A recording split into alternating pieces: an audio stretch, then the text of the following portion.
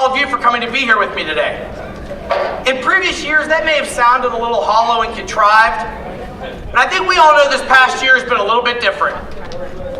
It's always important to know who your real friends are. And by being here with me today, you have proven that you're my real friends, and I'm eternally grateful for your friendship.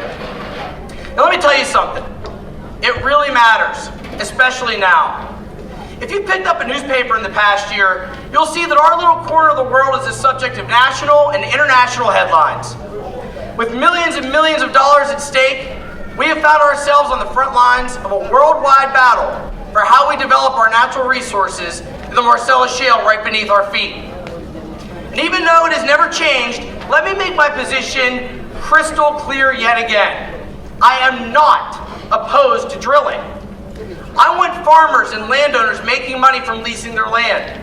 I want more local jobs and a long-term economic boost and a reduced demand on foreign oil. But I also want the companies operating here to be honest with us. I want them to respect the land, the air, the water, and the people they are disrupting while they're making millions and millions of dollars. I want the community I grew up in to still be there for my nieces and nephews and your kids and someday my kids to grow up in.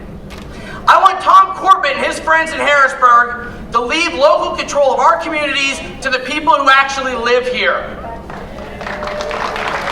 I want us to be treated with respect and not just as an inconvenience that can be easily ignored. But unfortunately, some people think that money is more important than anything else.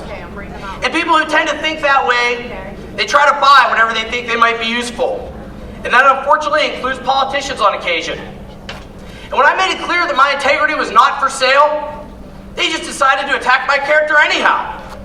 They thought they would shut me up because that's what bullies do. Well, I have some news for you. I'm not going to be bullied. I am not going to be intimidated.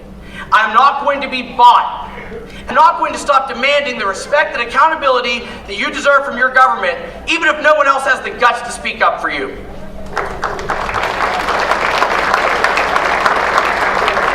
The time for passive observation is over. We need to stand together to protect the very fabric of the communities we hold so dear. Don't let anyone tell you it has to be an all or nothing proposition. Don't let anyone tell you it has to be black or white. We can develop our natural resources and create jobs and do all those things they talk about in the commercials. But in order to do it, we need honest, responsible companies who respect the communities they operate in. We need a state government led by a governor who actually cares about the people who live here instead of making backroom deals for his buddies. So we have a choice. We can either sit back and watch while Tom Corbett and his allies in Harrisburg dismantle Pennsylvania for their own personal gain by privatizing the lottery, slashing funding for our schools, allowing our roads and bridges in our communities to crumble. We can watch, or we can stand up and we can fight back. For me, it's a no-brainer. You didn't elect me to sit back and do nothing. You elected me to fight for you, and that's exactly what I'm going to go on doing. And if our communities aren't worth fighting for, then I ask what is. But I need your help. We're talking about people with a lot of money and a whole lot to lose. Despite what they may say in the newspaper, they don't want to bury the hatchet. They want to keep attacking with it. Now, this isn't going to be an easy fight. It's going to be confusing and messy, and sometimes it's going to be really, really ugly. But if you promise to stand with me, I promise to keep fighting the good fight.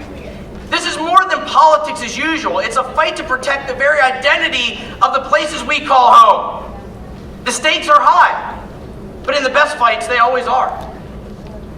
Since this is St. Patrick's Day, I thought it would be appropriate to end with an Irish proverb. The future is not set. There is no fate but what we make for ourselves. I don't know about you, but I like the way that sounds. I thank you from the bottom of my heart for your continued friendship and support. And together, we can look forward to the future to make our own fate together. Thank you very much, and thank you very much for being here today. Happy St. Patrick's Day, and go Pens!